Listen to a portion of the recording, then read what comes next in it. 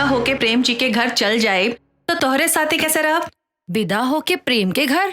अब अच्छा, अब मतलब प्रेम के साथ? हाँ सुनंदा, प्रेम जी और उनकर अम्मा मतलब हमार होके वाली सासू माँ बहुत अच्छे लोग बड़।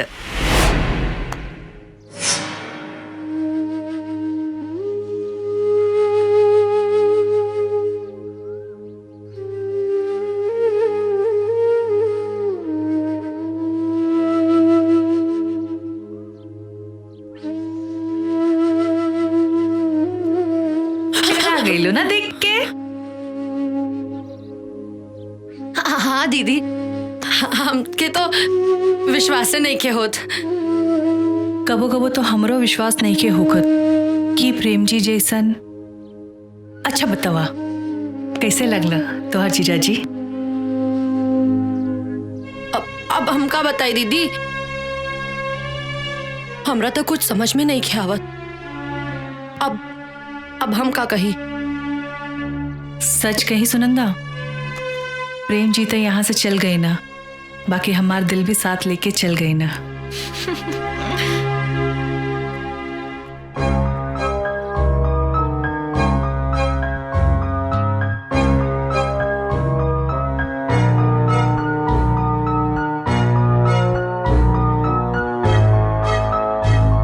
हे प्रभु, ई का हो गई?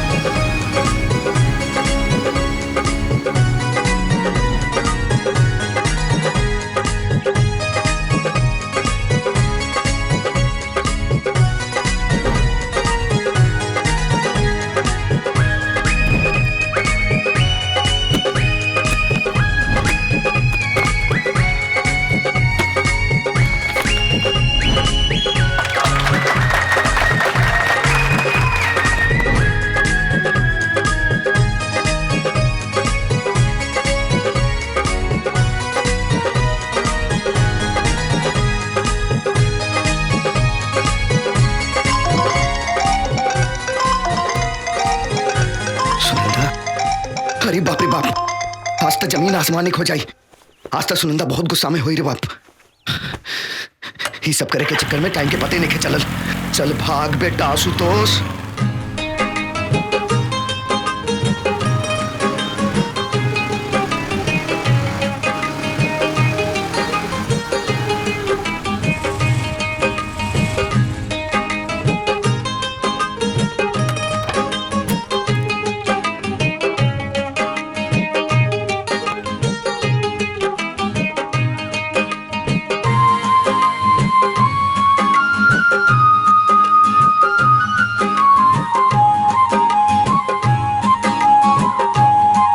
सच में ये गली के मासूम बच्चन से तो हम परेशान हो गए बानी। हमारा अपन कोनो पर्सनल लाइफ बाकी ना। अरे सोशल लाइफ के मतलब ये थोड़े ना होला कि आदमी अपना पर्सनल लाइफ भूल जाए। आज से ये सब कुछ बंद। अब से हमारी जिंदगी में सिर्फ सुनंदा। ओए जा रुक जा, सच कहा तारा, आज से सब कुछ बंद। अब से सुनंदा एवं तोहार खातिर इंतजार ना करी हैं। बिल्कुल मत करिया, हम तोहरा के इंतजार करे के मौका ही ना दे। पक्का वादा करता नहीं। अब तू ही बतावा केहू अपना जिंदगी के, अपना खुशी के, अपना सच्चा प्यार के केहू इंतजार करवावे ला का? तो हर जिंदगी प्यार खुशी ई सब ऊ बेसहारा मासूम बच्चा बारे हमार का, हम तो बटले बानी टाइम पास करे खातिर। ई कैसन बात करता रू सुनंदा? तू अपना प्यार के इतना छोटा बना देबू हम कबू ना सोचले रहनी। अरे तू हमरा खातिर टाइम पास ना बल्कि और ना तो का आशुतोष, हम इतना छिप छिप के तोरा से मिले खातिर आई नहीं। और तू? ठीक बा, आखिरी बार हमके माफ कर दा, सॉरी। लेकिन एक बात बतावा, ये लुक्का छिपी के खेल कब तक चली? सच कहीं तो प्यार में लुका छुपी के अलग है मजा हो खेला।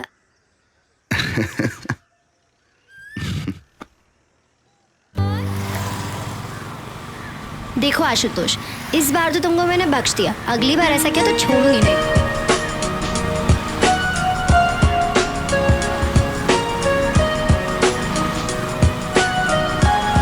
बस बस बस बस।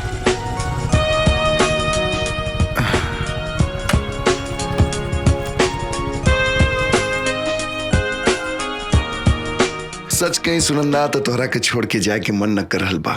अच्छा, लेकिन हमार तो ऐसा कुछ मन न करल बा। तो कोनो ऐसा उपाय करा कि तोहार मन भी ऐसने करे। बड़ा मुश्किल में तोहार जान फंस गइल बा। प्यार करे कि इतना बड़ा सजा, बेचारा। हमार जान निकल रहल बा, तोहरा के मजाक सूझ रहल बा। हटा।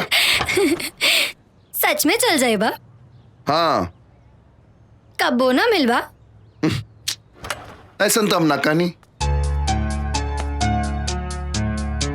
हम तो बल्कि ये कह रहल बानी कि हर समय हर पल हम तोहरे साथ रहल चाहता नहीं। कब तक ही छुप छुपा के मिलल जाए?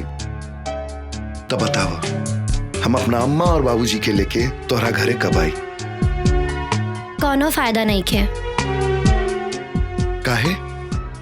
घर में बड़ बहन के होते छोट बहन की शादी, समाज का कही। और सुरभि दीदी के शादी के चिंता लेकर हमार बाबूजी बहुत चिंता में बाड़े। हैसन का परेशानी आ रहल बा तोहरा दीदी के शादी में। अब का बताई आशुतोष, केहू के दहेज चाहिए तो केहू के सुंदर लड़की। सच बताई तो इस संसार में संस्कार के तो कोनो कीमते नहीं खे। स्कूल के एक मास्टर अपना दोनों बेटी के संस्कार के अलावा कुछ न दे सकेलन। ऐसा मत कहा सुनंदा। ई धरती पे कोनो कीमती चीज बा तो वह संस्कार। एगो इंसान के पहचान ओकर संस्कार से ही होखेला। अगर हम तुहार बात मान ली तो तू ही बतावा, काहे सुरभि दीदी के शादी में इतना प्रॉब्लम्स आ रहल बा?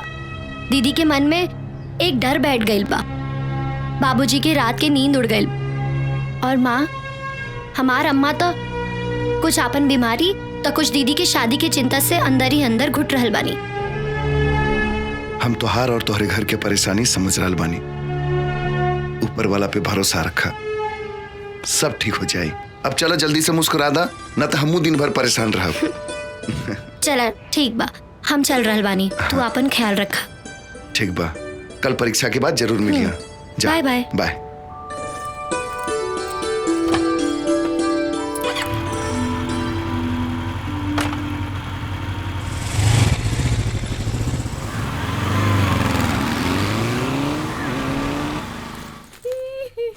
रश्मि, अरे सुनंदा, आ गईलू तू?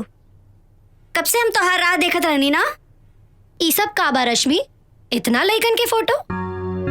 हम तो आँख बंद करके अपन जीवन साथी ढूंढ रहल बानी। मतलब ई कि ई सब फोटो हमार होखे वाला जीवन साथी के बा। बस उंगली रख के हमके फाइनल करे के बा कि हम इनमें से केकरा के दुल्हन बनब। सच? बस उंगली रख के तोहार शादी फिक्स हो जाए? हाँ, काहे की केकरा में हिम्मत बा कि हमरे भाई के बात के मना करे।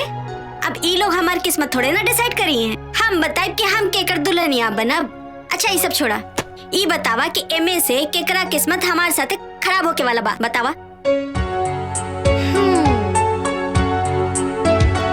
वाह रश्मि, भाग्य हो तो तोहरा जैसन। हमहू भगवान से प्रार्थना करब कि अगले जन्म में हमहू के कोनो बाहुबली के बहन या बेटी बनाए के भेजे। पगली।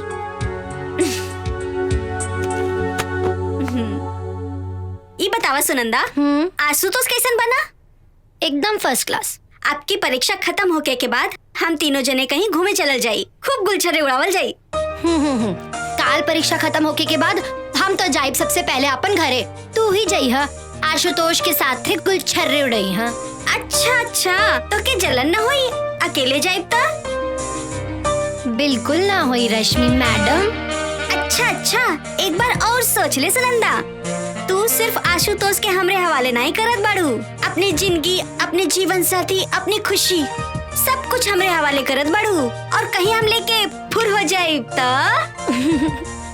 फिलहाल हमरा से ज्यादा अफसोस तो इन बेचारन के हुई जौन तोहरा उम्मीद में ई बिस्तर पर पड़ल बाने। कहा मोहन, बाबूजी सही करल बनन का? भैया बाबूजी के बात कहूँ गलत भइल बा का? अरे देखा बाबूजी, मोहन भी रहुए के तरफदारी करल बा। वो सब तो ठीक बा, काम कब संभल बा? मतलब हम समझनी ना बाबूजी। इतना बड़ा अपन कारोबार बा, अब हमरा से संभालब मुश्किल हो रहल बा। हम चाहत बानी ई जिम्मेदारी अब तू संभाल ले। जी बाबूजी, हम बहुत जल्दी ही संभाल ले, लेकिन हम कुछ दिन और अपन जिंदगी जियल चाहता नहीं। रउआ तो जानते बनी कि बस्ती के गरीब बेसहारा बच्चन के खुशी ही हमरा खातिर सब कुछ बा। हम कहाँ मना कर रहल बानी, हम तो तोहरा ई नेक काम में तोहरे साथ बानी। सच कही तो हमरा के तोहरा ऊपर बहुत गर्व बा, कितना नेक दिल हमार बेटा बा। बाबूजी, जे कुछ बानी हम रउआ और अम्मा के कारण ही तो बानी। फिर एक ने काम और ही कर दा, सुनंदा के हमार बहू बना के ही घर में ले आवा। अरे अम्मा ही का कर रहल बाड़ी? तोहार अम्मा सही कह रहल बाड़ी। तोहरा के कोनो मुश्किल हो रहल बा, सुनंदा के अम्मा बाबू से हम बात कर ली। ना ना, ऐसा कोनो बात नहीं है बाबूजी। दरअसल सुनंदा के बड़ बहन के शादी जब तक नहीं हो जात तब तक बात करल ठीक नहीं है। सुरभि के शादी खातिर सब लोग बहुत परेशान बा। तो ठीक बा, जब तोहरा के अच्छा लगे तब तू बता दिहा, काहे से तोहरा खुशी में ही हमनी के खुशी बा। और हाँ, सुनंदा से कह दिया कि हम ओकरा के अपन बहू मान चुकल बानी। और हम अपन भाऊजी।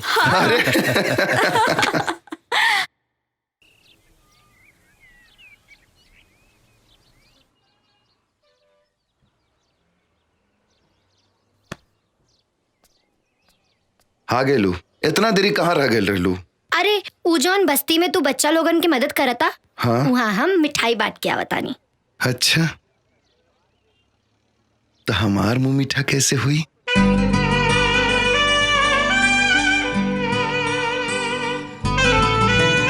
देखा, तू जौन मुंह मीठा करे के सोच रहल बाड़ू ना, हमार इरादा उ नइखे। अच्छा, हम समझाई कि हम कहा समझ रहल बानी। देखा, जौन तू करल चाहता रू उ सब शादी के बाद होखेला।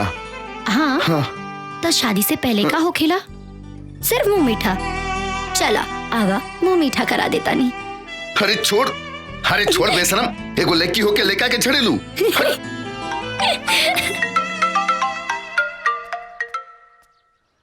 हाँ माँ, प्रणाम। खुश रह बिटिया, खुश रह। राउर तबीयत कैसन बा? अरे हमरे तबीयत का का बा बिटिया, बस एक बार सुरभि बिटिया के शादी तय हो जाए, हमरा के सब रोग से मुक्ति मिल जाई। हमार सांस तो बस सुरभि के शादी तक। ना अम्मा, ऐसन मत कही। हम जाना तानी सुरभि दीदी के शादी की चिंता रवा के और बाबूजी के भीतर से तोड़ दिले बा।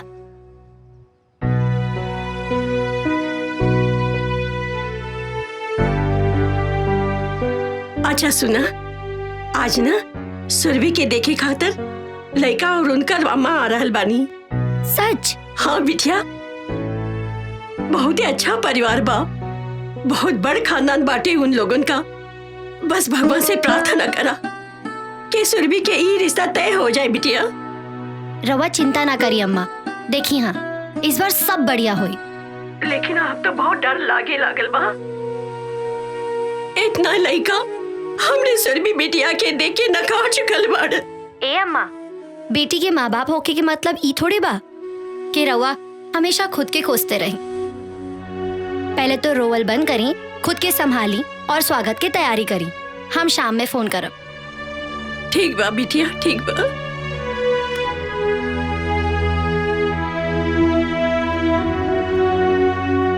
कमाल बा। अम्मा के तो बड़का बड़का ज्ञान देते रहलू कि बेटी के माई बाप होके के मतलब ये थोड़े ना होके आशुतोष, तू ना समझ रहल बाड़ा। हमार बाबूजी के ई हालत बा कि उनकरा के सुरभि दीदी के खातिर कौनो लइका मिल जाए। टूट चुकल बाड़े हमार बाबूजी बिल्कुल। हे सुनंदा, अगर तू ऐसे हिम्मत हार जेबू तो कैसे काम चली? अच्छा सुना, अगर तुहार दीदी के रिश्ता तय हो गेल तो हमरा के का देबू? अरे हम सच कर रहल बानी, तुहार दीदी के रिश्ता तय हो जाई और ये आशुतोष के भविष्यवाणी बा। अब बतावा दक्षिणा में का मिली? अगर ऐसन हो गईल तो जौन मांगबा ऊ दे दे। पक्का? चला चला।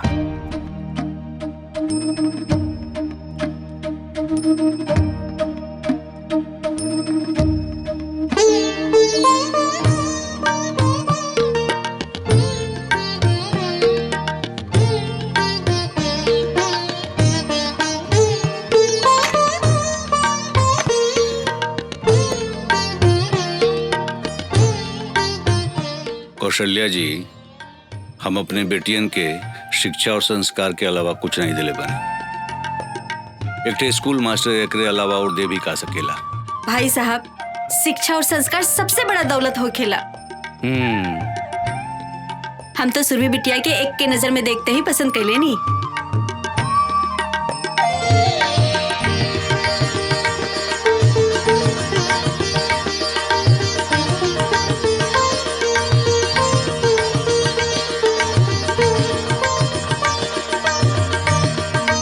बहन जी, रहुआ हमरा सुरभि के बहू बना के ना हमने के नया जीवन देहले बानी। हमने के पास जवन कुछ बा सब प्रेम बेटा के ही बा।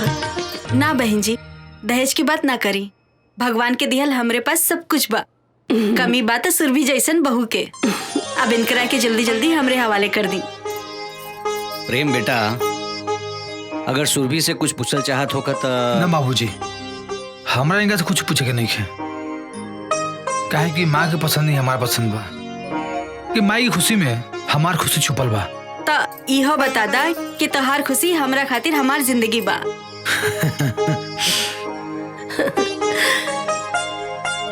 भाई साहब, प्रेम ही हमार सब कुछ बाड़े। हम इतना विश्वास दिला देता नहीं आपके कि सुरभि के हम बहू ना अपन बेटी बना के रखब, कोनो परेशानी ना होई। बहन जी, हमरा के पूरा विश्वास बा कि हमार सुरभि बिटिया रवा लोगन के कोनो तकलीफ ना होके दी है। अरे रवा लोग मुंह मीठा करी ना। मुंह मीठा करे के हक तो पहला लड़का और लड़की के बा। प्रेम बेटा, मुंह मीठा करावा सुरभि के। अरे माँ, रुआ भी ना। अरे शर्मावा मत, जमाने के हिसाब से हम कुछ चेंज हो गइल बानी। कराई मुंह मीठा कराई।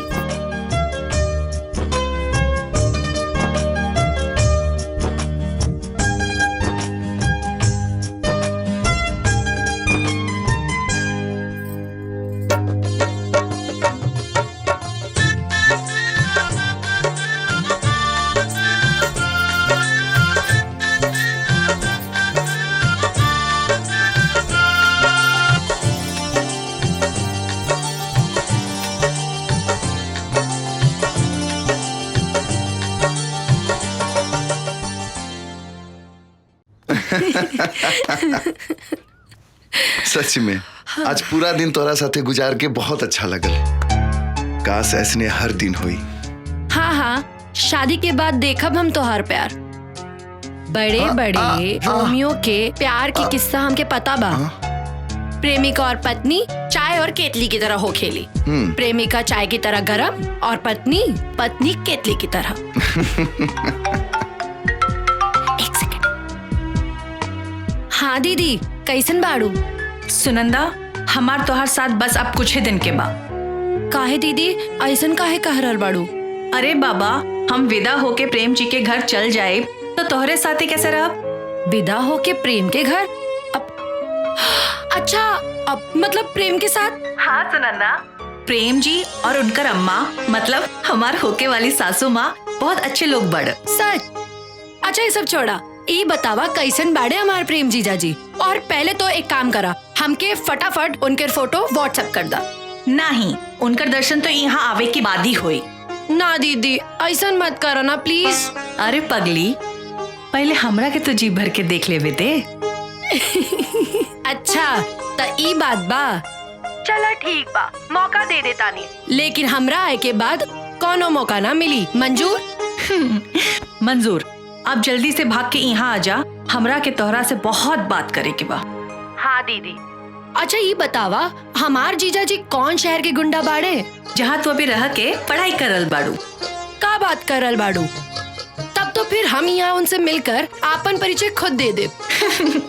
अच्छा अब हम रख रल बानी। काहे इतना जल्दी क्यों? अरे पगली, तोहर जीजा जी के जी भर के देख तो लेवे दे हमरा के। ठीक बा दीदी, रखा तानी। अब हमार शर्त पूरा करा। ठीक बा, मांगा जे मांगे के बा। रहदा रही सही समय पे हम अपने आप मांग ले। चला आज हम तोहार मुंह मीठा कराई। काहे? तू काहे? खुशी के बात तो हमरा खातिर बा, तो हम करवाई। अरे बुड़बक, तू समझत नहीं खू। जब तोहार बहन के रिश्ता तय हो गई, मतलब हमनी के रास्ता क्लियर हो गई।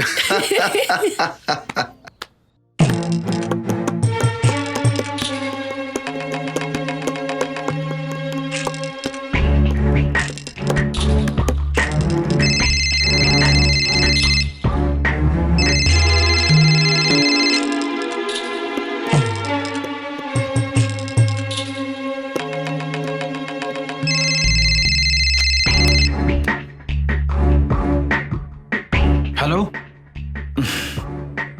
प्रेम बाबू, 10 लाख रुपया चाहिए। का? कौना बात की? तुहरे जान के कीमत के। इतना सारा बिजनेस, इतना सारा कंपनी के मालिक, तुहरे खातिर त 10 लाख तुहरे हाथ के मिलवा। बात तो तू सही कहला, लेकिन तुरा ऐसा आदमी के हम 10 लाख तो दूर, बल्कि 10 रुपया देवल पसंद ना करब। आइंदा फोन मत करिया। चलो फोन रखा। फोन तो हम रखते, लेकिन तोरा के एकर बहुत बड़ा कीमत चुकाओ के पड़ी। सुना, तू ये से भी पहले हमका फोन कर ले रहा, लेकिन का मिलल? हमारा फैसला आज भी वही बा।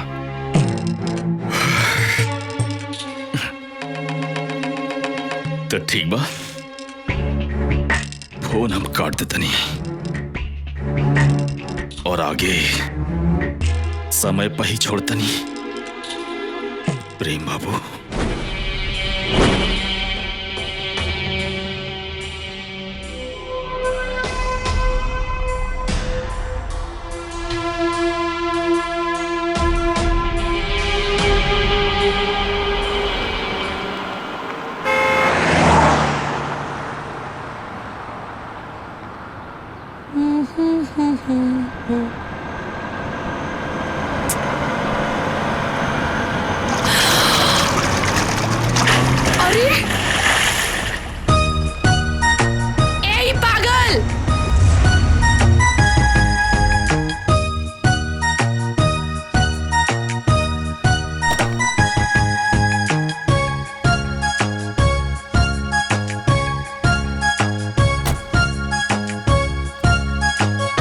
सॉरी, हमरा के माफ कर दी।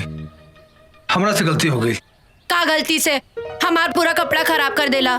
देखी, बुरा मैं एक बात कही, गाड़ी में हमरा पानी की बोतल रखल बा, कहीं तो रउआ रही किचन में साफ कर देत पानी। रहे दिए नाटक। रवा जैसन आदमी के हम अच्छे से जाने ली। देखी मैडम, रउआ जैसे सुतता नहीं, हम वैसे बिल्कुल नहीं। देखी, अच्छा ये बताई, रउआ कहाँ जाए के बा? कहीं तो रउआ के छोड़ देते पानी।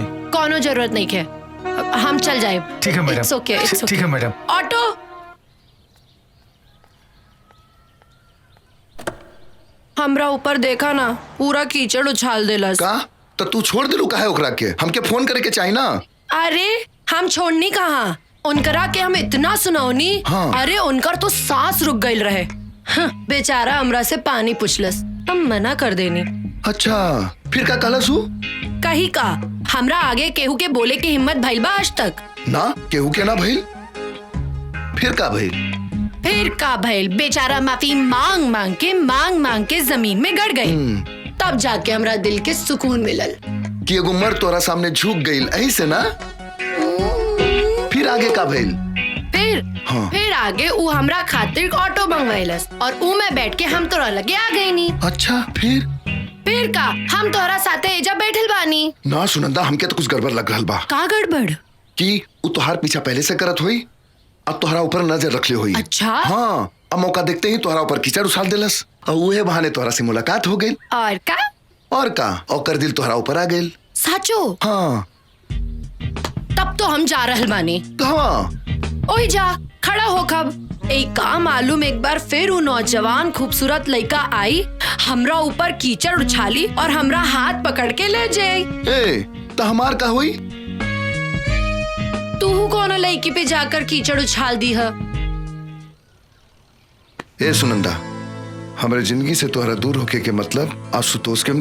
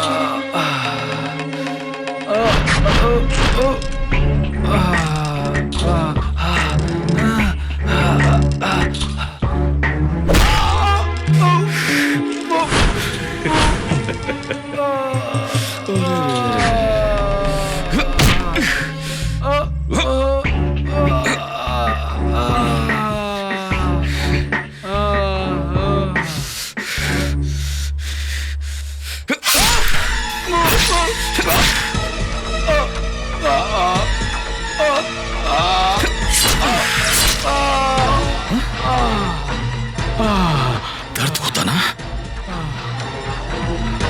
दर्द होता ना तुझे? प्रेम बाबू इतना बड़ा बिजनेसमैन 10 लाख रुपया तुझसे मांगला नहीं है? उल्टा हमारा खातिर फोन रख। फोन रख बोलते हमरा की।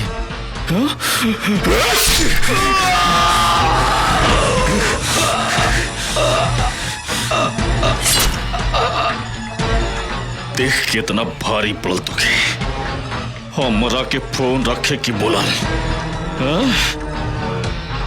तुके कितना भारी पड़ल।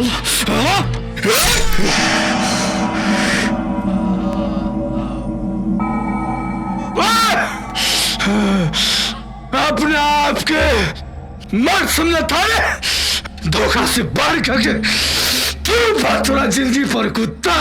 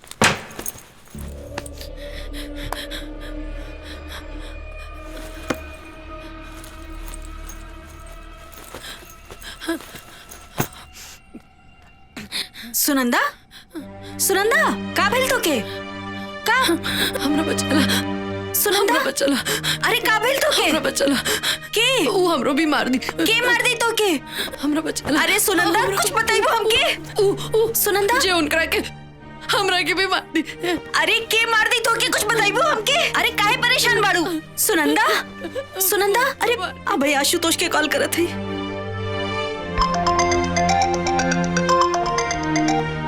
हाँ रश्मि बोला। हेलो आशुतोष कहाँ बाड़ा तू जल्दी से आजा सुनंदा बहुत परेशान बाड़ी तू जल्दी से आवा अच्छा ठीक बात तू घबरा मत हम जल्दी आवत नहीं। सुनंदा सुनंदा सुनंदा का भेल तो के बचाला हमरा के सुनंदा सुनंदा का भेल सुनंदा काहे घबरा रहल बाड़ू? हाँ का भेल बताबो। मार दी उजे सुबह हमरा पे कीचड़ फेंकलस। हाँ कुछ कालस का हमरा आगे के सामने उनकर आके एक बदमाश मार देता और सबूत का मिटावे खातिर हमरो मार दी। कुछ ना हो तोरा हम तोरा साथ बानी सुनंदा अपना आप के संभाला कुछ ना हो कुछ ना हो।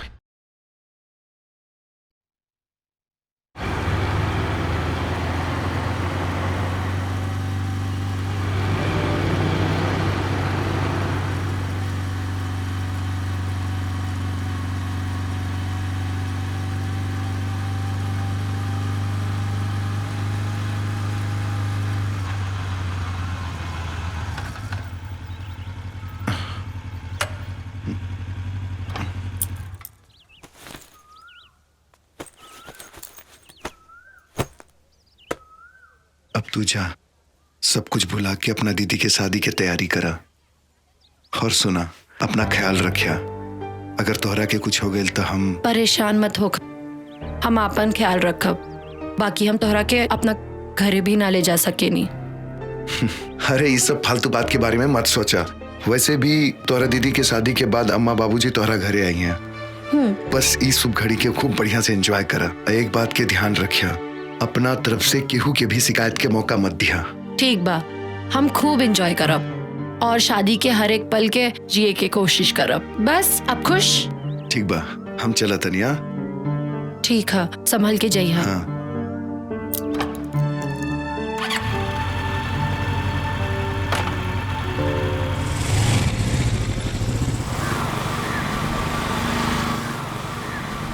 ठीक बा बाय।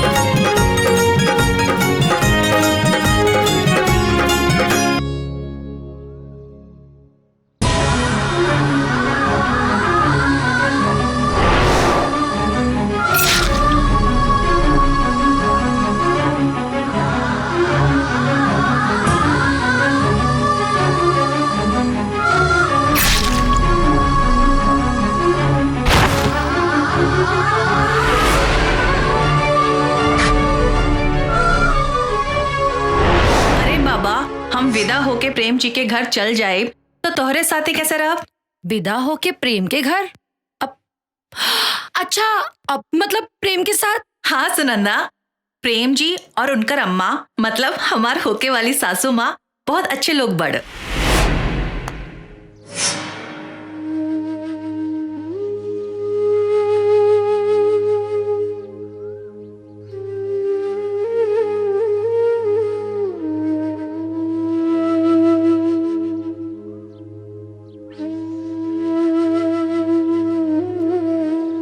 गई ना देख के। हाँ दीदी, हमके तो विश्वास नहीं के होत। कबो कबो तो हमरो विश्वास नहीं के होखत कि प्रेम जी जैसन। अच्छा बतावा कैसे लगला तोहर जीजाजी? अब हमका बताई दीदी, हमरा तो कुछ समझ में नहीं के आवत। अब हम का कही? सच कही सुनंदा, प्रेम जी तो यहाँ से चल गए ना, बाकी हमार दिल भी साथ लेके चल गए ना।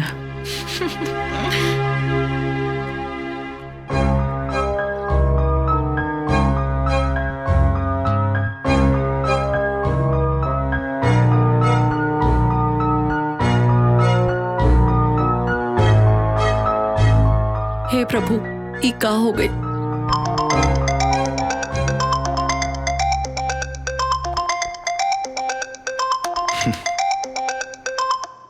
हाँ सुनंदा बोला। तो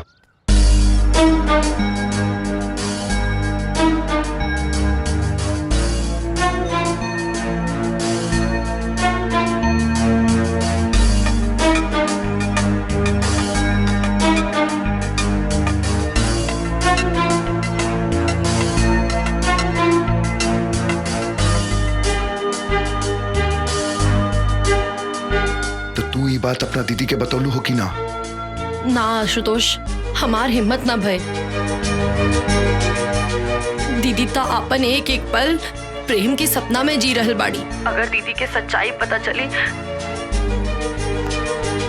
अच्छा आशुतोष, हमके एक बात नहीं के समझ आवत कि इतना सब कुछ हो गए, लेकिन अब तक प्रेम के घर से कोनो खबर ना आयल। हम का कहता नहीं?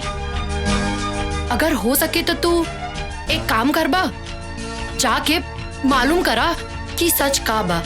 शायद हम जे देखनी हा वो गलत होके। भगवान करे कि गलत हो। हम अभी प्रेम के घर जाके सच के पता लगावे की कोशिश करता नहीं। तू उनका घर के पता भेजा जल्दी। हाँ हाँ ठीक बा।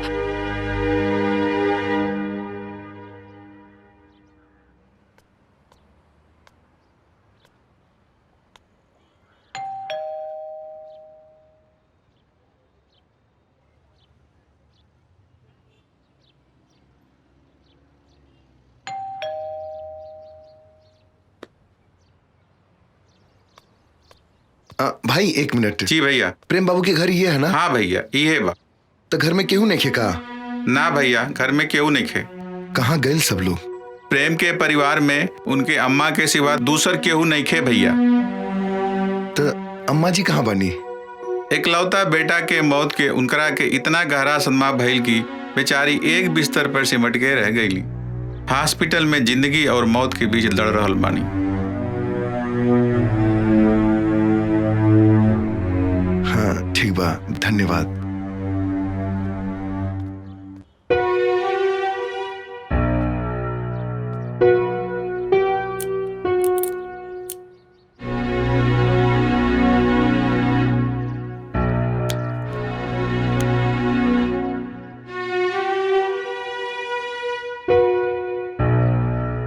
हेलो सुनंदा। हेलो। हम प्रेम के घर गए रहनी।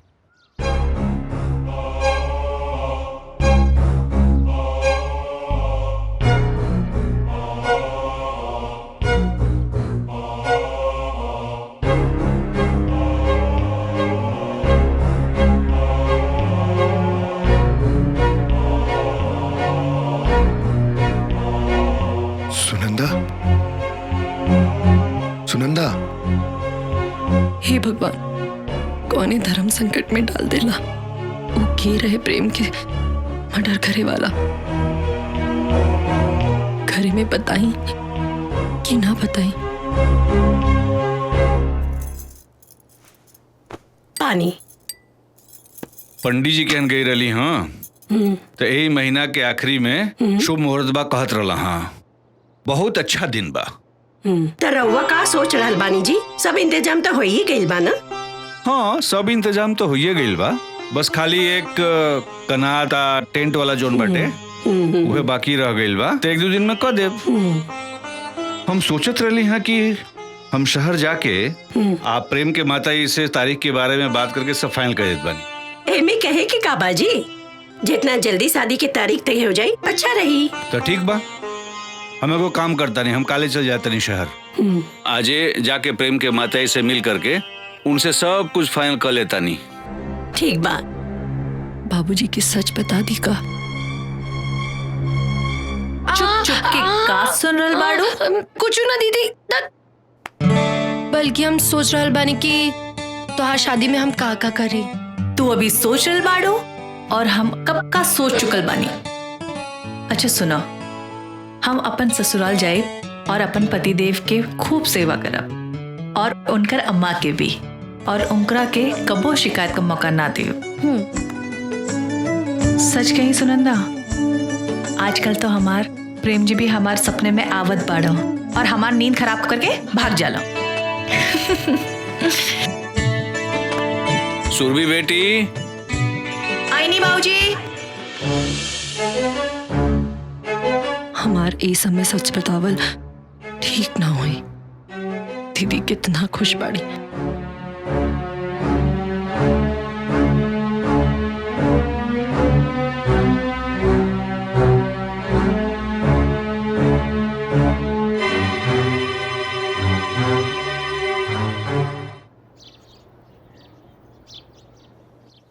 मालती, ए मालती, अरे तनी हम जाता नहीं प्रेम के हैं, तनी सब शादी के बात वार सब तनी तय करके आ जाएं। लेकिन रउआ दही शक्कर खा के जाए। अच्छा, दही खा के निकला शुभ होकेला। चला खा लेता नहीं।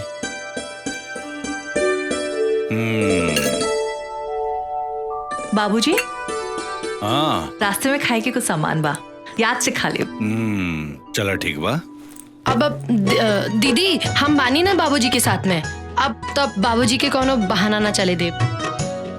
बाबूजी हमके कॉलेज में कुछ काम बा, तो हम सोचनी है रौरा साथे चल के हम अपन भी काम निपटा ले और इहे बहाने अपना होके वाले जीजू से भी परिचय ले ले।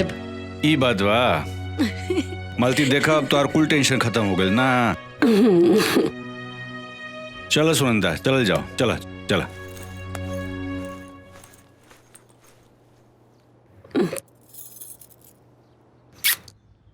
आशुतोष, हमार घर के बर्बाद होके से बचा ला। कल बाबूजी प्रेम के घर शादी फाइनल करे जात बाड़ा। अगर बाबूजी वहां पहुंच गए तो प्रेम के सारा सच बाबूजी के मालूम पड़ जाए और सच जानकर हमारा अम्मा मर जाई हैं।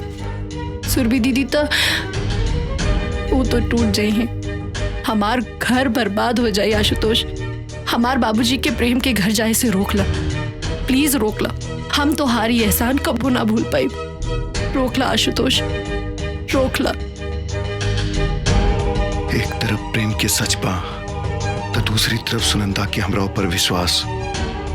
क्यों हम उनकर बाबूजी के प्रेम के घर जैसे रोक ले?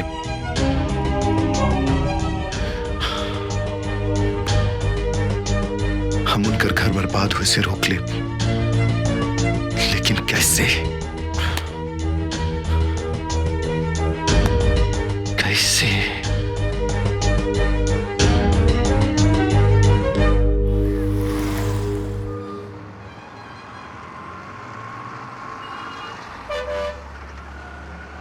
बाबूजी, हमरा बहुत भूख लागल बा। चला ला ना, देखा अम्मा का दिले बानी, खा ला। ना माँ बाबूजी, आज घर के ना, आज चली कहीं बाहर खाइल जाए। लेकिन बेटा बहुत देरी हो जाई, समझल कर बात के। अच्छा चली चाय ही पी लिया जाए। बेटा बहुत देर हो जाइए, वो काम कर जाओ। प्रेम के घरे चले के उनका अम्मा जो चाय वाय बना के दिया वो पी लिया। ठीक बा ना? ठीक बा। हाँ चला। हे भगवान, चला आ गई।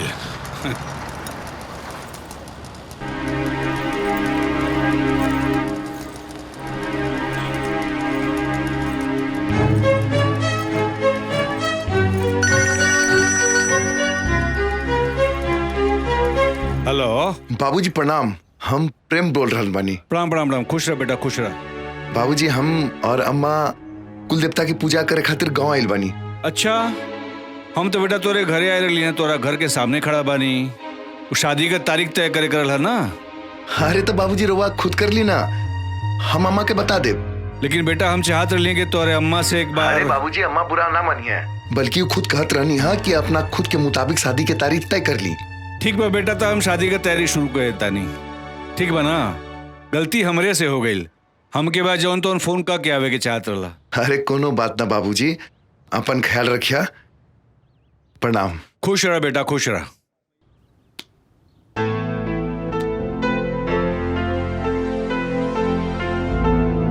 का भइल बाबूजी? प्रेम और उनकर अम्मा जौन बा तौन कुल देवी का पूजा करे खातिर गाँव में गईला। अच्छा? हाँ, देखा दड़ू केहू के बगैर जौन बा तौन बंगला कितना सुना लगत बा। हाँ बाबूजी।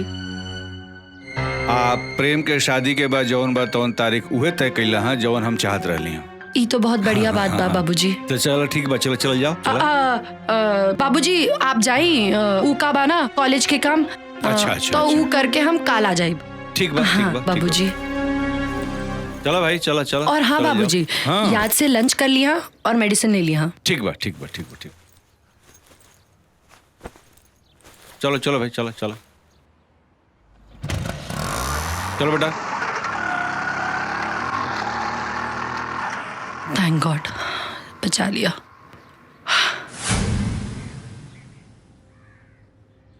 हाँ, हमरा के माफ करता सुनंदा।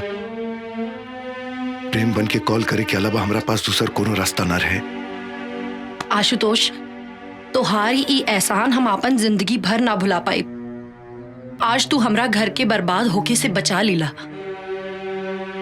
आज तो मामला संभल गई, लेकिन सोचा शादी के दिन का हुई, जब घर में ढोलक बाजी सहनाई बाजी, तब कैसे?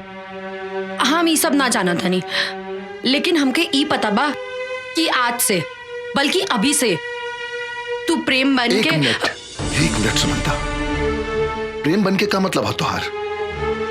आशुतोष, जौन जैसे चल रहा बा ओके वैसे चले दा ना। अभी भी कुछ नहीं बिगड़ल। भलाई यह मबा कि हमनी सब केहू के सब कुछ सच सच बता दी। ना आशुतोष, अगर हम सबके सच बता दे तो हमार पूरा परिवार बिखर जाए। अभी भी कुछ नहीं बिगड़ल। सोचा शादी के दिन दुनिया समाज के सामने का हुई। हम कुछ नहीं के सुने के चाहत। अगर तू सच में हमरा से प्यार करेला तो जॉन हम जैसन कहा तनी वैसा करा, और जॉन जैसा चल रहा बा बस चले दा। ना, आज तो हम संभाल लेनी, लेकिन आगे हमरा से ही पाप ना होई। और एक बात कान खोलकर सुन ला, हमार सच्चा प्यार के इम्तिहान ये तरीका से लेवे के कोशिश मत करा।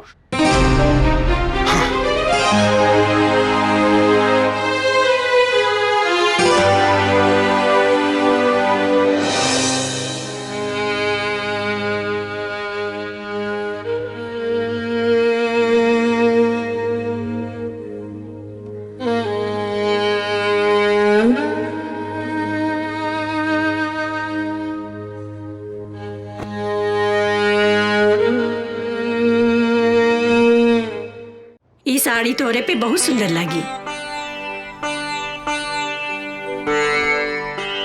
और हाँ, ससुराल में जाइए ना तो केहू कुछो बोली जवाब मत दिए। हाँ? पहले पहल सब बोलेला, बाद में सब ठीक हो जाला। बाबूजी, हम पानी लेके आवता है। ए बेटी यही ले ले जा। जी अम्मा। रख दिए।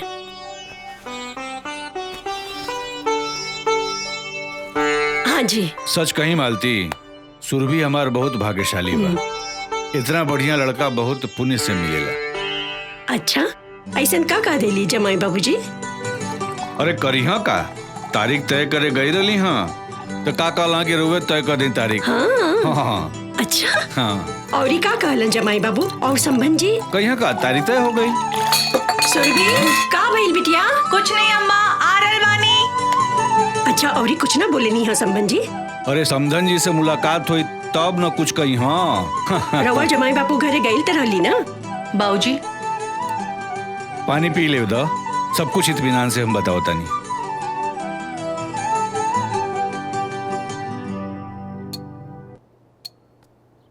लगता तू पूरा कहानी सुन ले बगैर मनबू नहीं। चला तोरा के पूरा कहानी हम सुनावत बानी।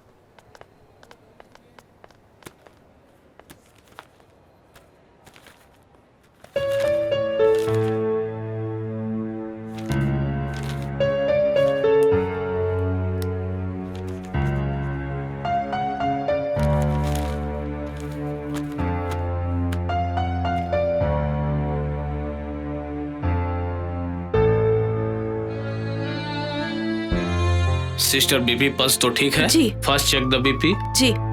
बीपी चेक कर लेना और टाइम टाइम से दवा देते जाना, ठीक है? और उसकी रिपोर्ट हमें बता देना। ओके सर। ओके। अभी रउआ की आराम करे की जरूरत बा। इकरा खातिर करी बेटी, मर गई होती तो ठीक रहुए। ऐसा ना कहीं बेटी, मोबाइल मिली का? हमरा एगो बहुत जरूरी फोन करे के बा। चार्ज में लगैले बानी, लेके आवत बानी।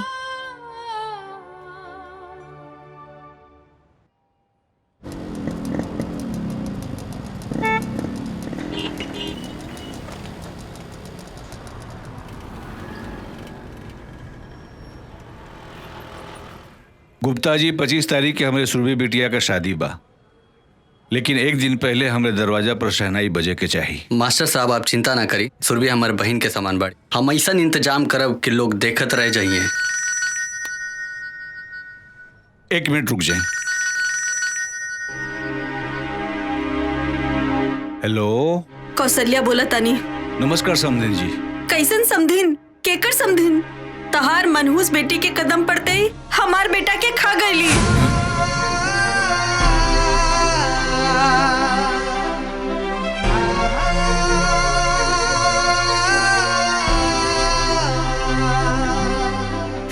इतना फोन मत करिया, समझला? हमार तोहार कोनो रिश्ता नहीं खे।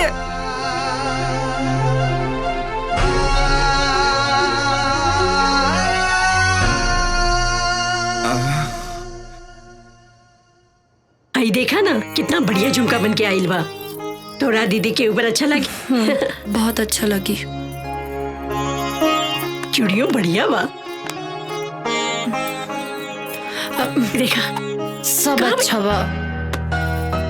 अरे का हो गई? बस कुछ ना माँ। तोहार सुरभि दीदी चल जी है ना, तू ही तो हमरे पास रहबो ना। हमकी सुरभि दीदी के खूब खूब याद आई।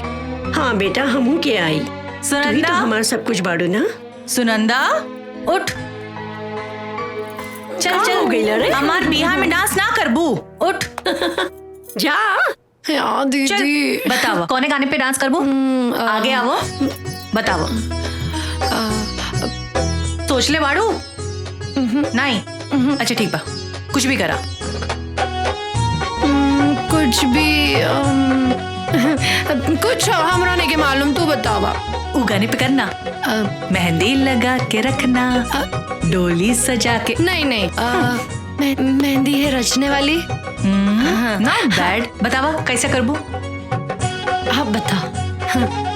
मेहंदी है रचने वाली, हाथों में गहरी लाली।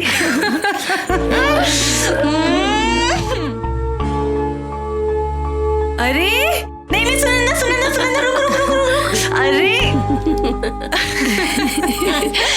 अरे भगवान सुनंदा, अब तो चीचू काका करिए।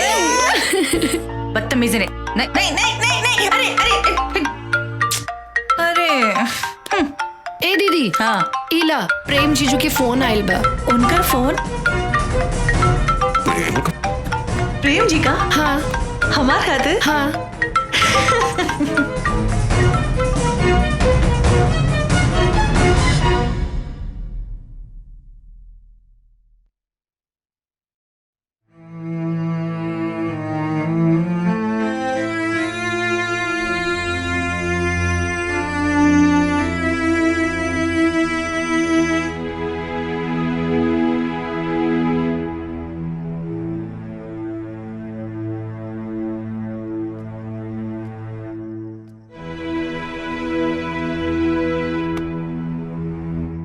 बाबूजी आप? हम तोरा से कुछ बात कह चाहत रही। कहीं ना। का सच में प्रेम का फोन आए रहे? हाँ बाबूजी, काहे रवा के ऐसन काहे लग रहल बा कि आज प्रेम के अम्मा का फोन आए रहे। प्रेम का सच जाने के बाद भी तू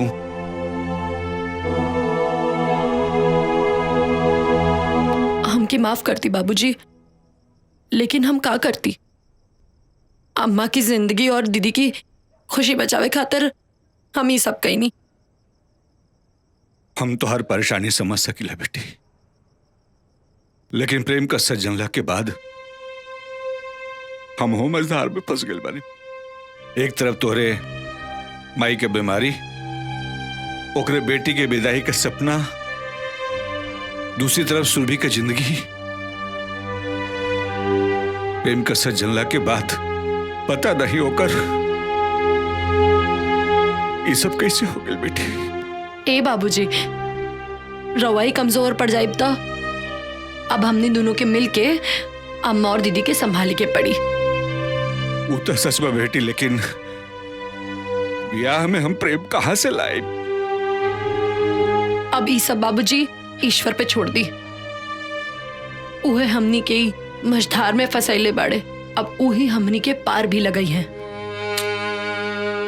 और जन प्रेम का फोन आई रहे बाबूजी, वो हमरे कहे पर आशुतोष प्रेम बन के कॉल कैले रहने। हम उनका से मिलल चाह बेटी। जी बाबूजी, जैसा ना कहें। ठीक बा।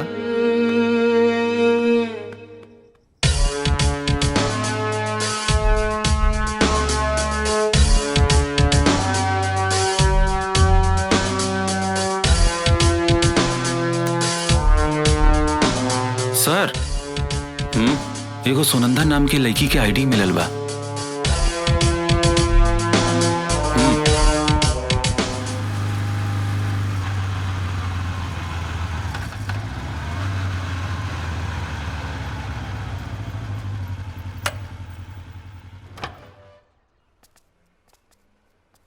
हाय आशुतोष, ये हमार बाबूजी। हाँ, प्रणाम बाबूजी। खुश रहा बेटा, खुश रहा। तू प्रेम बन करके हमारा परिवार के बर्बाद होके से बचा लेला, लेकिन एकरा आगे का हुई? बाबूजी, हम जॉन कहनी सुनंदा के खुशी खातिर कहनी। हमरा पता बा जे कुछ भी हो रहा बा वो ठीक नहीं हो रहा बा। हम तो हम लोगन के एहसानमंद बनी बेटा। तो हम लोगन अपन खुशी के दाव पर लगाकर मालती और सुरभि के खुशी देवे के कोशिश करत बड़ा। एक बाप अपना एक बेटी का खुशी छीन करके दूसरा बेटी के कैसे। लेकिन बाबूजी,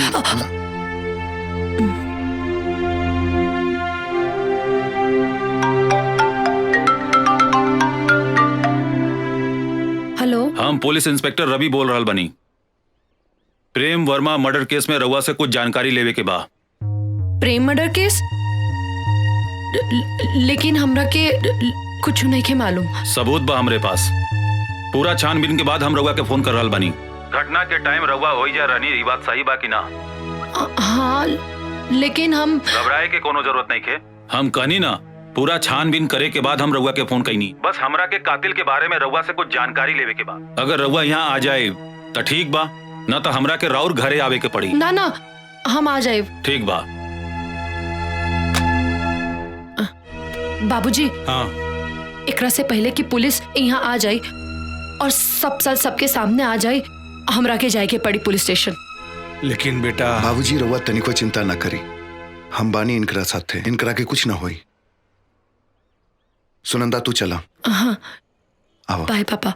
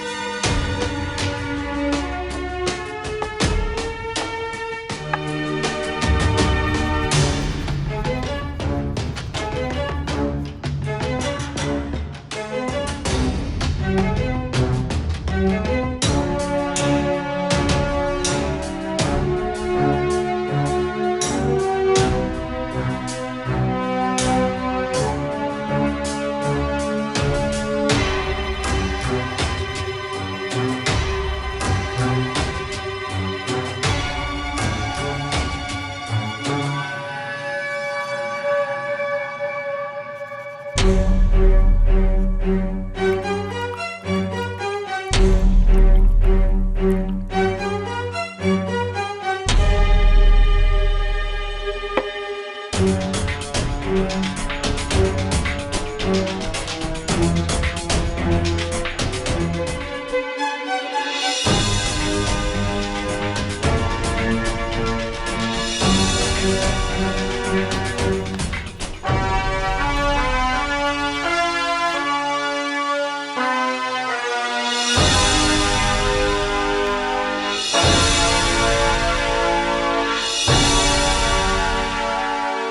भइल बाबूजी?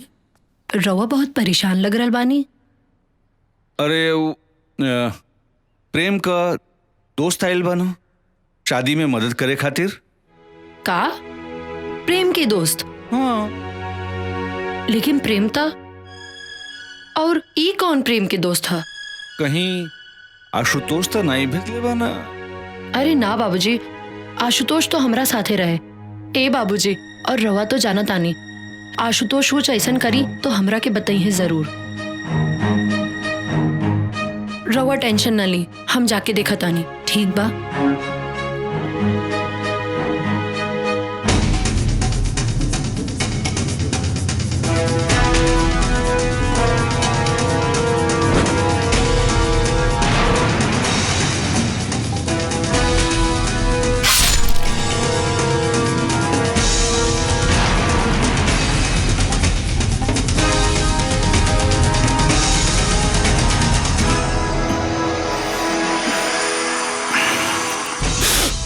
तू आ गलू, बड़ा सही टाइम पाइल वालू। हम तो मुंह मीठा कवल बनी, तू कला।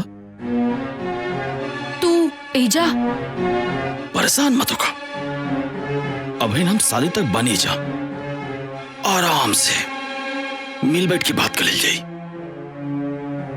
सुनंदा तू आ गई लो।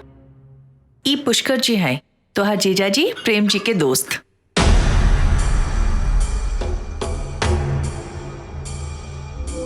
तोहार जीजा जी इंकरा के स्पेशली हमनी के मदद करने खातिर भेजले बाना।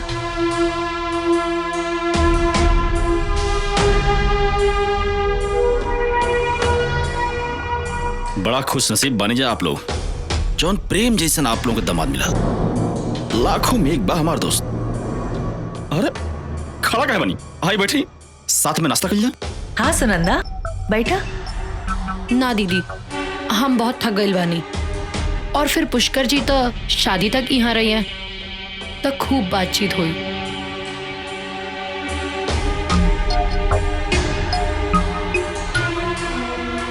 ले ही जी।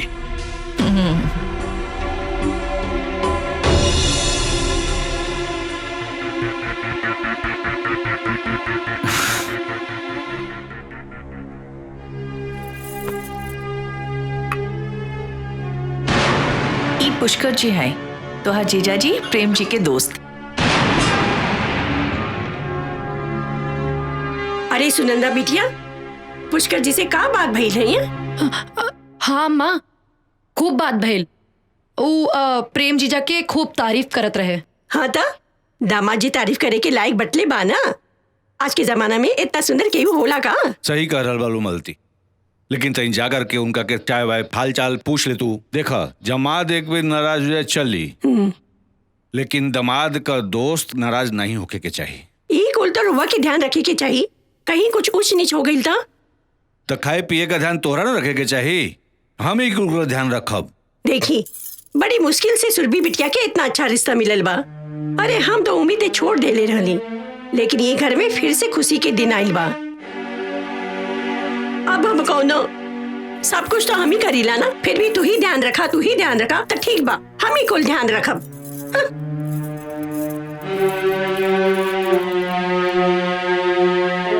ए बेटी मिल रहलू उनका से के बना?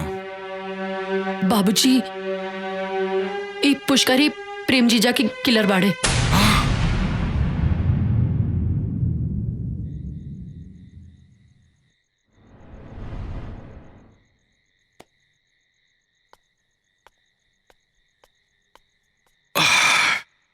अकेले कहाँ बैठे बालू? यहाँ आवे के पीछे तोहार मकसद का बा? प्यासा कुएं के पास क्यों जाता है? मतलब हमरा सब कुछ पता बा। देखा ना तोहर अम्मा बाबूजी शादी का सपना देखा तलो और तोहर बहन सुरभि तो सब ख्वाब बन रहा बिया। हमरा समझ में नहीं आवत वो प्रेम खाती हाँ जौनी प्रेम के मार दे बनी वो प्रेम से शादी करे खाती।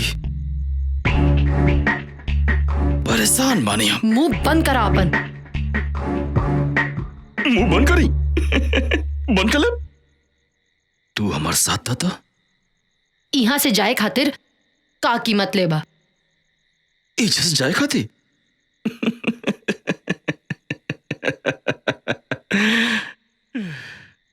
बड़ा सोच समझ के आयल बनी हम। जब तू पुलिस स्टेशन में हमारे खिलाफ कंप्लेंट के लिए बोलो वो पुलिस से बची खाती।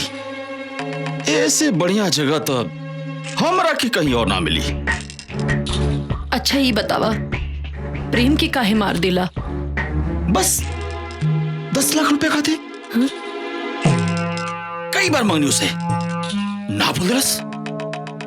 हमारा गुस्सा आ गई दिमाग हमारा ठनक गई। मार देनी बहुत आसान बाना। जाना तारा एक प्रेम की मौत से कितना घर कितनी जिंदगी दाव पे लग गई बा। ये सब से हमरा कोनो मतलब नहीं है। और हाँ हमरे जैसे आदमी के इस शोभा भी ना दिला।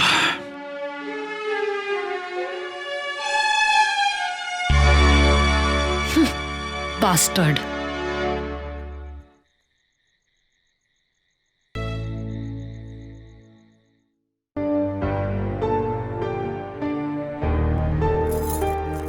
प्रणाम पप्पा जी, प्रणाम बुआ जी।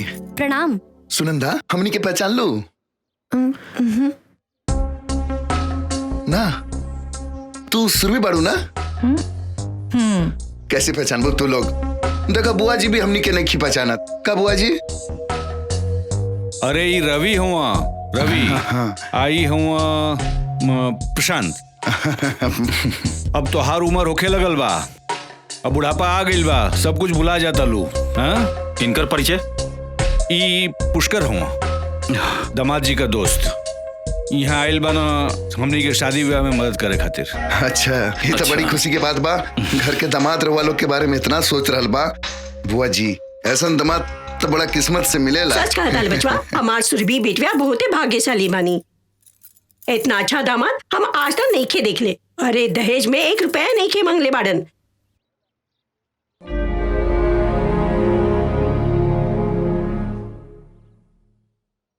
अरे सुरभि बिटिया ये लोग के चाय वाय पिएबू हैं? जा तन चाय वाय लेकर के आवा। जी बाबूजी। खाली चाय से काम ना चली, अरे कुछ नाश्ता वास्ता भी बना देल जाए। हाँ बुआ जी बहुत कस के भूख लागल बा। ठीक बा बचवा, तू लोग ऐजा बेटा, हमने की कुल बना के लेके आओ तानी जा। चलो बेटा। जी बढ़िया बनई है।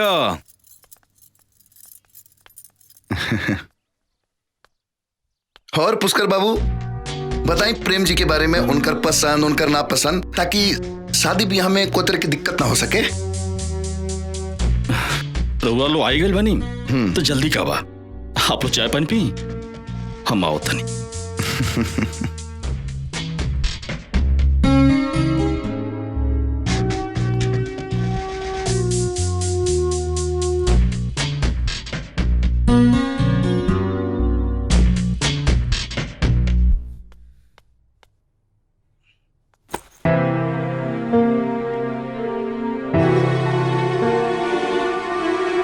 अचानक ही दो रिश्तेदार आधा मकना। इस सचमुच रिश्तेदार हवा या सुनंदा का कोनो चाल बाटे।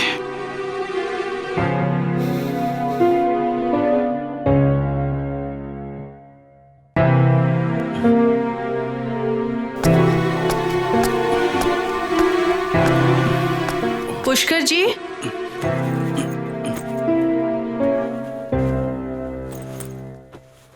ई का आपन सामान पैक करल बानी?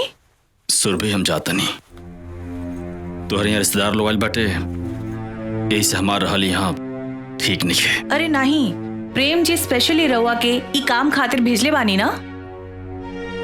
सुरभि तू टेंशन मतलब, प्रेम के हम समझा ले, और अब यहाँ हमारा रुकल ठीक नहीं है। कोनो बात जरूर बा, केहू कुछ कहलस का?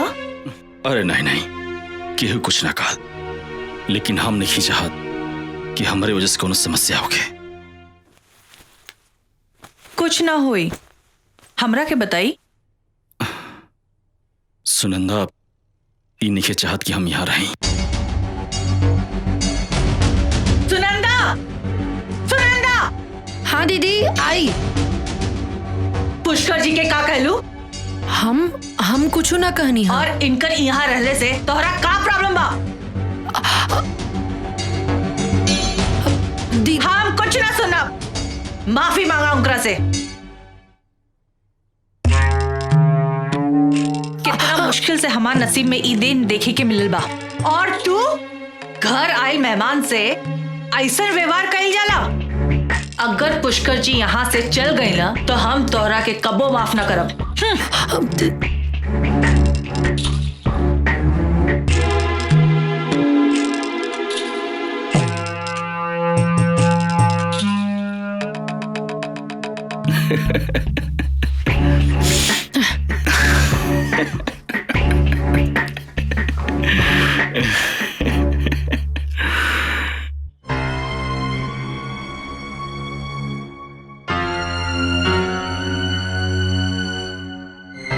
इंस्पेक्टर साहब, हमरा सुरभि या सुनंदा के जिंदगी खतरा में बा।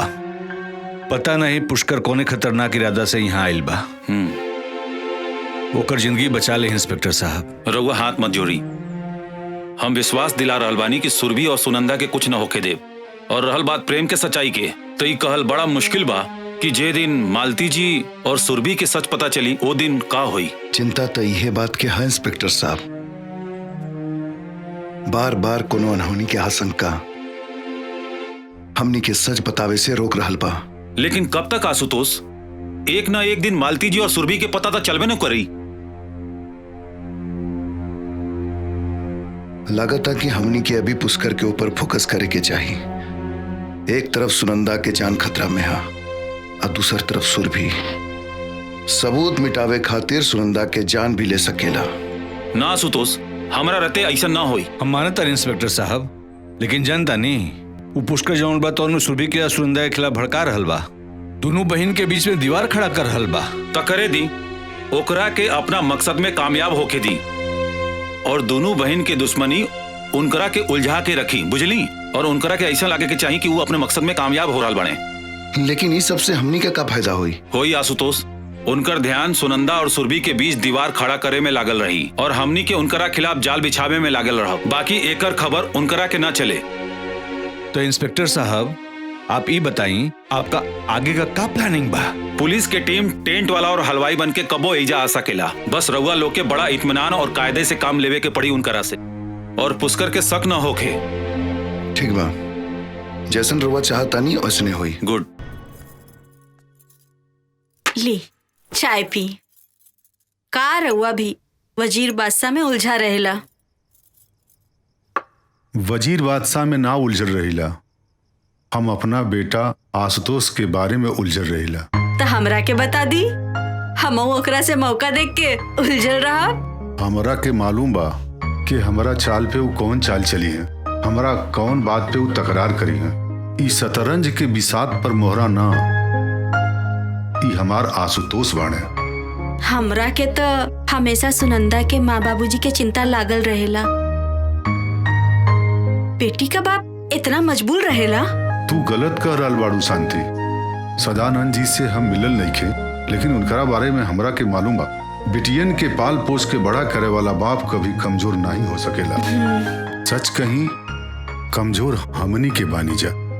अपने बेटा के बारे में सोचत रहेली, बेटी के पाल पोस के बड़ा करब, ओकरा शादी बियाह करे का सौभाग्य सब करा के नहीं मिले। सच कह रहल बानी रउआ, कन्यादान के सौभाग्य किस्मत वाले माँ बाप के मिलेला।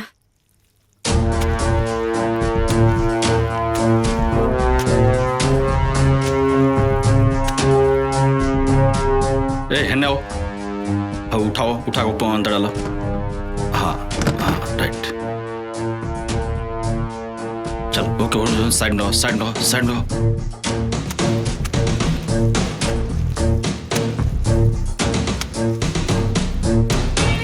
हाँ ऊपर ऊपर बनाओ के मजबूत करो।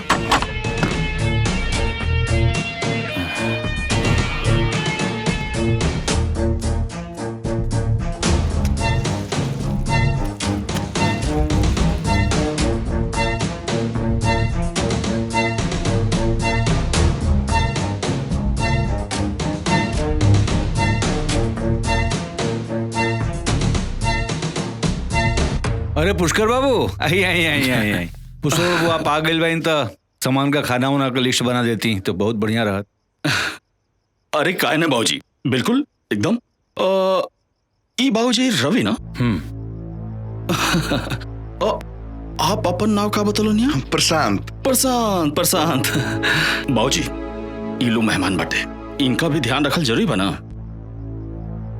और अचानक आयल बोलो बाबूजी, तो इनके बारे में सोचल हमने के फर्ज बनता ना। ज्यादा मत सोची पुष्कर बाबू, रउआ लड़का लोग के तरफ से बानी, इससे पहले हक राउर बा। प्रशांत बाबू, ज्यादा हक के बात मत करी, हक के बात कम ना, महंगा पड़ी आप लोगों के। और रहल बात लिस्ट का, आज रात में बना दे और कल सुबह आप लोग दे दे। आप लोग कोनो प्रॉब्लम ना होगे तो।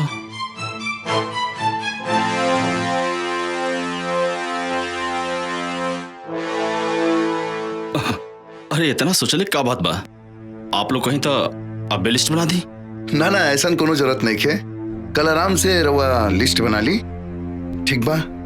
अरे भाई, ये लिस्ट बनावे के चक्कर में हमरा के मत फंसावा जा, तो हम लोगों को जवन इच्छा हो के तवन करत जा। सही कहते हैं बाबूजी, आप चलिए आराम करिए। और रहल बात, हमने के सब देख लिया जाइए। आई चलिए। ठीक बा, अच्छा चलो तनी। हमरा कुछ गड़बड़ लग रहा बा। पुष्कर के ऊपर नजर रखा, ओकरा दिमाग में कुछ तो चल रहा बा। आशुतोष, तू ओकर चिंता मत करा। फिर भी आज की रात पुष्कर खातिर इम्तिहान की रात हुई, और हमनी के खातिर भी।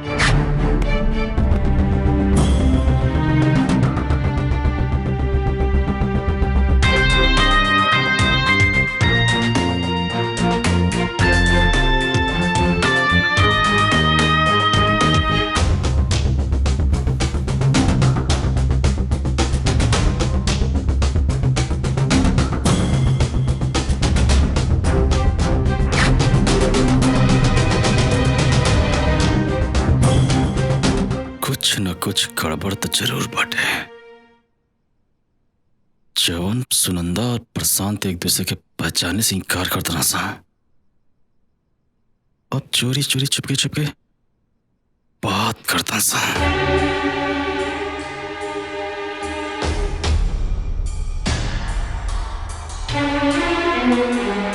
आपन शक दूर करे खातिर एक ही उपाय बा। एक तीर से दो निशाना।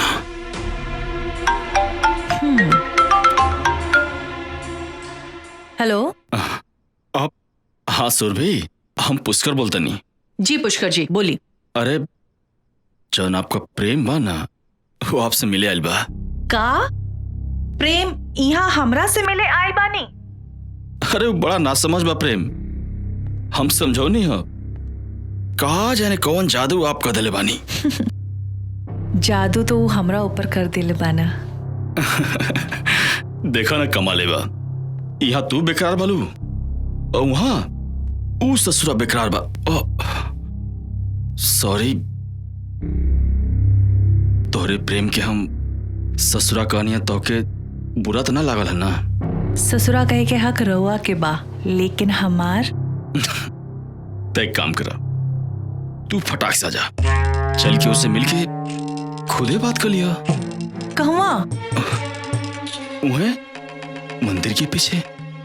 इतना रात में? अरे हम समझाओ नहीं होकर आके, लेकिन जान तो क्या कहा था, हम इतना दूर से सुरभि से मिले आ सके नहीं रात में, और सुरभि हमसे मिले ना आ सकेली। तू तो जानता लो, ओकर विश्वास कहीं टूट गए तब कुछ भी हो सकेला। ना ना, ऐसा ना कही, हम चले खाते तैयार बानी, लेकिन घर के लोग पूछी तो हम का कहब? सच में आप एकदम भोली भाली बानी। अच्छा एक बात बताई, आधी रात में प्यार मोहब्बत की बात कर खाती कि वो अपने घर वालों के बता के भला जला।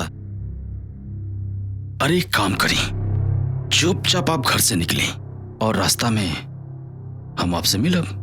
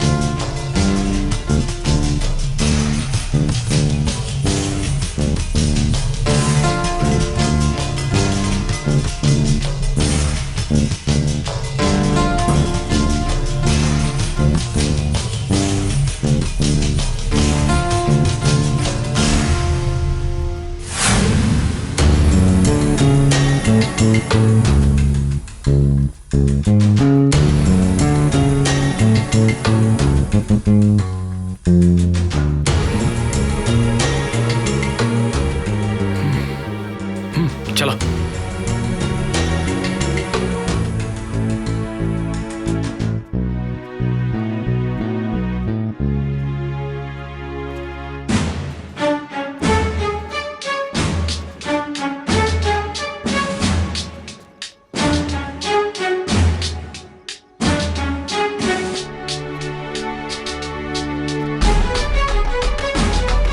इधर आओ।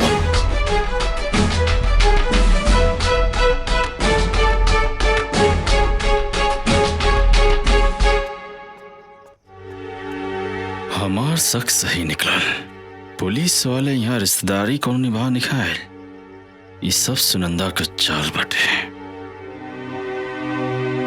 का सोचल बानी पुष्कर जी? और वो रवि के साथ है, कोई और हमरा के देख ले ही तो बहुत बदनामी हो जाई। चली लौट चली। घबरा मत, हमरा तो लगता है सब सुनंदा कौन कौन चाल बटे, तो क्यों देखल नहीं के चाहत। हमरा के ऐसा लगता जब हम घर से बाहर निकलत रहनी तो वो हमरा के देख लेलस। सही कतल तू, सच बताई तो तुहार शादी होखत वो देखा लिखे चाहत। कल हम ओकरा से ये बात करे। ठीक बा, आओ चलो।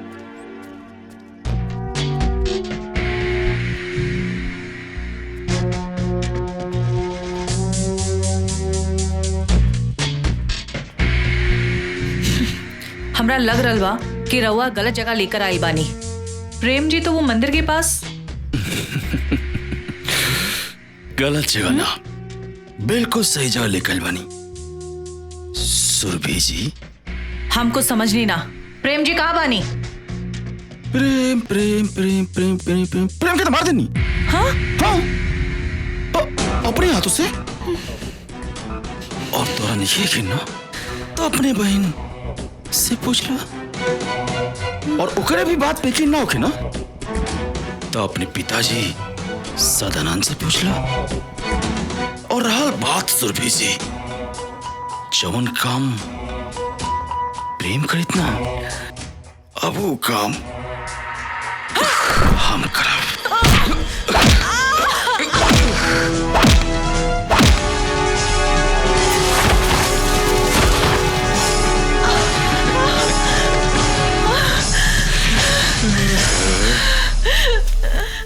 कहाँ भाग के जेबू सुरभि?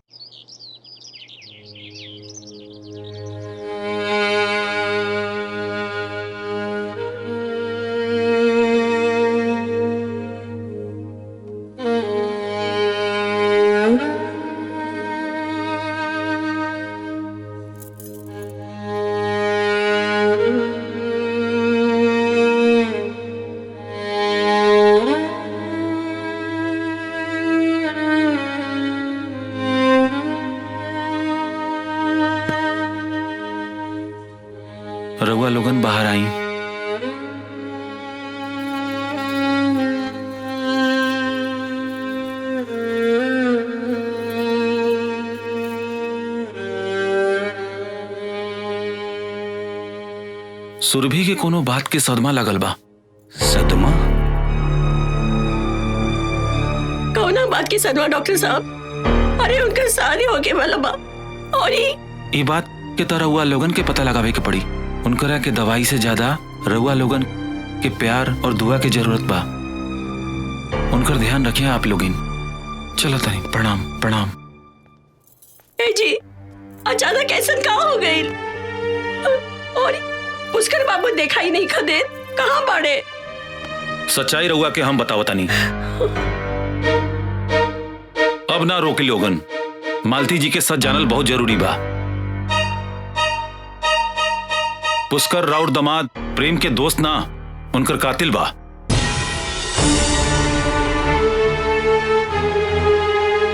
राउर दमाद प्रेम तो मर चुकल बाणे। अम्मा, मालती, संभाल अपना के, संभाल अपना के। मालती, संभाल अपना के। मालती, संभाल अपना के। संभाला, संभाला। बाकी मालती जी रउआ चिंता ना करी। अगर रउआ लोग चाहो तो सुरभि के शादी जरूर होई। हम करब सुरभि से शादी।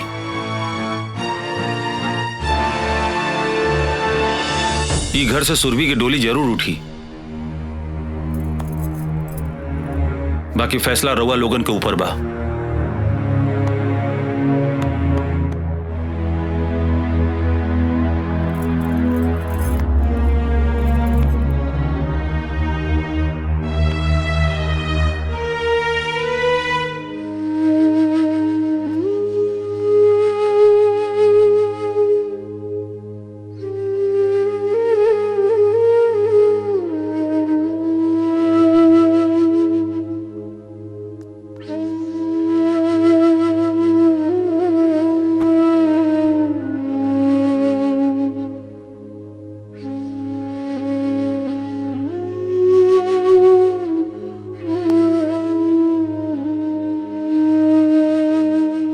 हमरे दीदी के हाथ में मेहंदी कितना सुंदर लागी ना। मेहंदी खूब सजी। वो दिन तो हम खूब नाचब। लेकिन ऐसा तब हुई जब तुहार दीदी रवि से शादी करे खातिर तैयार हो जी हैं। तैयार काहे ना हुई है? अरे दरोगा जैसा पति सबके नसीब में थोड़ी ना होला। और वैसे भी रवि और सुरभि दीदी की जोड़ी खूब सजी है ना आशुतोष? बिल्कुल खूब सजी। लेकिन तब जब सुरभि चाहिए। कुछ बोला ना दीदी। हम समझा तानी कि रवा प्रेम के अपना दिलो दिमाग में बसा चुकल बानी, लेकिन इस सच्चाई बा कि प्रेम अब इस दुनिया में नहीं खे और होनी के टाल सकेला। बोला ना दीदी। रवि एगो अच्छा लड़का बा सुरभि। कम से कम अपना अम्मा बाबूजी के बारे में सोचा। रवि के स्वीकार करला, यह में घर के भलाई है। तू लोग जा यहाँ से।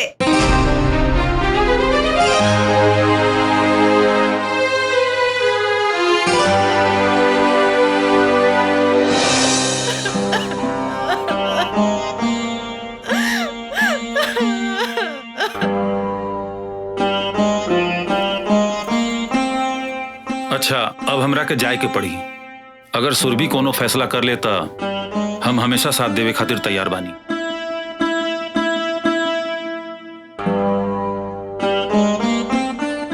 बेटा, तुम्हारी एहसान हम जिंदगी भर ना भूल पाए। अरे ना बाबूजी, रघुआ ऐसा मत बोली। जिंदगी के कुछ फैसला तो ऊपर वाला ही करेला। लेकिन बेटा, हमरा सुरभि के डोली जरूर विदा हुई। अगर सुरभि, अच्छा हम चलत बानी।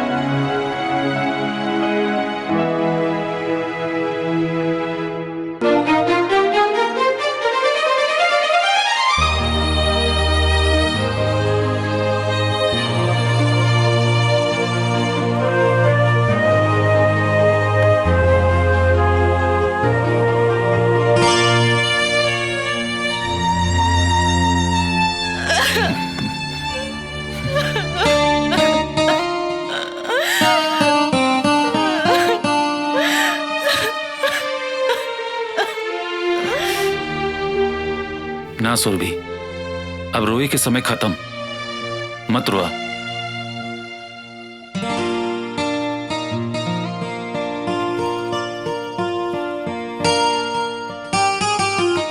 ये आशुतोष बाड़े।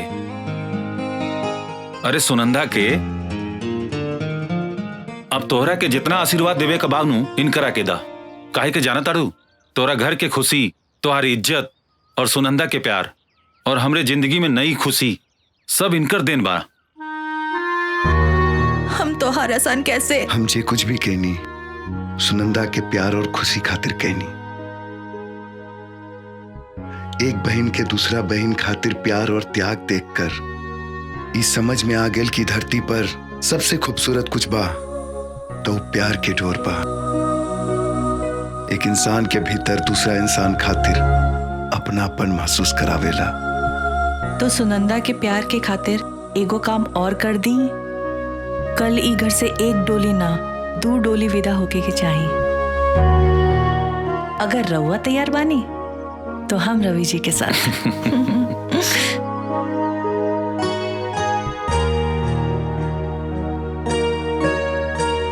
अरे मान जा आशुतोष, तोहरे साथे हमरो कल्याण हो जाई। का करी सोचब का सोचबू।